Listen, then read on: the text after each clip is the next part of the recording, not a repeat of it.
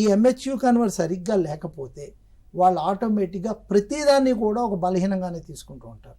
అంటే నా శరీరం బాగోలేదు, నా ఫేస్ బాగోలేదు, నాకు మొటిమలు వచ్చాయి, లేదా నా హెయిర్ స్టైల్ బాగోలేదు, లేదా నాకు జుట్టు లేదు, నేను నల్ల రంగులో, అలాగా వాళ్ళు కారణాలు వెతుక్కుని జీవితాన్ని ముగిస్తూ ఉంటారు. ఇక్కడ ఏమవుతుందంటే ఎంహెచ్యూ అనేది సందర్భానుసారం జీవితం కొనసాగించగలవా లేదా అనేది బాటమ్ ఎండ్ లైన్.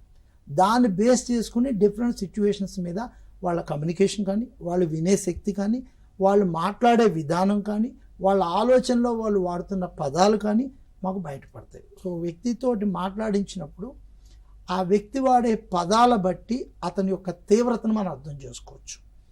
సో ఆ తీవ్రతను బట్టి అతని యొక్క ఎంహెచ్యూ ఏ లెవెల్లో మూవ్ అవుతుందో మనకు తెలుస్తుంది. ఆ పదానికి అతనిచ్చే నిర్వచనాన్నే మళ్ళీ మేము రీఫ్రేమ్ చేసి వాడవలసి ఉంటుంది, కొత్త పదాన్ని చెప్పకూడదు. సో దీన్ని పారాఫ్రేజింగ్ అంటారు. అంటే ఆ వ్యక్తి మాట్లాడిన దాన్ని బట్టి ఆ పదం యొక్క స్పష్టత అతనికి ఉందా లేదా అనేది కనుక్కుంటారు. ఇది ఎంహెచ్యూలో చాలా బాటమ్ లైన్ తీసుకునేటువంటి అంశం.